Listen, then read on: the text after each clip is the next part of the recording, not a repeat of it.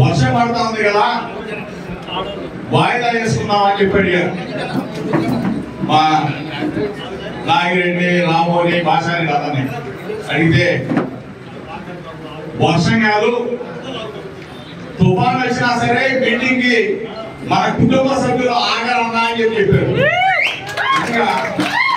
చాలా ఆశ్చర్యం అనిపిస్తుంది. ఇంతమంది ఎక్కడో మారుమూల రెడ్డిగూడ నుంచి, ఇటు పక్క దాముల నుంచి, ఇటు పక్కన కొత్తూరు తాడేపల్లి నుంచి, వైఎస్ఆర్ కాలనీ నుంచి, అన్ని గ్రామాల నుంచి కూడా అటెండ్ అయ్యారు. చాలా సంతోషం. అక్కడ కూడా ఒక కేసు పెట్టారు. ఓకే, కేసులు మన కొత్త కాదు. అది అయిన తర్వాత రాష్ట్రంలో ఉన్న వైఎస్ఆర్ పార్టీ శ్రేణులన్నీ 175 నియోజకవర్గాల్లో ఏ ఒక్క కార్యకర్తను తీసుకెళ్ళినా సరే మీ స్టేషన్ ని ముట్టడిస్తా ఉన్న ధైర్యాన్ని తీసుకొచ్చిన మైలవరం నియోజకవర్గంలో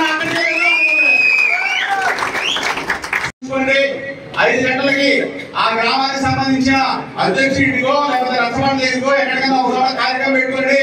అక్కడికి వెళ్ళిన తర్వాత ఎట్లాగో కమిటీలన్నీ కూడా వేయాల్సిన బాధ్యత ఉంది. ఆ కమిటీలో గంటలో పూర్తయిన తర్వాత అక్కడ మీరు సంతకాల కార్యక్రమాన్ని బ్రహ్మాండమైన ఒక ప్రజా ఉద్యమం. ఈ ప్రజా ఉద్యమం దాకా పుణ్యం వస్తుందో, కోటి సంతకాలకి అంత పుణ్యం వస్తుందని చెప్పేసి సోదర ఈశ్వరం చెప్పింది. అంటే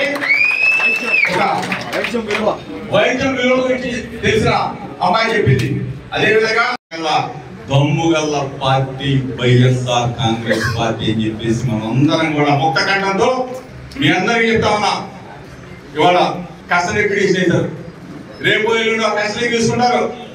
ఎల్లుండో ఎల్లుండో చంద్రబాబు నాయుడు గారు, లోకేష్ ఈ వీడియో రిలీజ్ చేశారు కదా, అట్లానే చెప్పిస్తారు.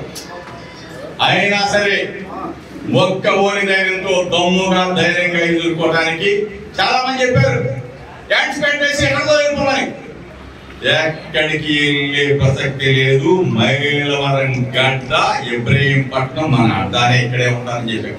మీ అందరికి ఎవరు చెప్తా ఉన్నా, ఏదైనా ఇబ్బంది జరిగితే, ఏదైనా కష్టం వస్తే అందరం కూడా ఒకళ్ళకొకళ్ళు తోడుగా ఉంటాం.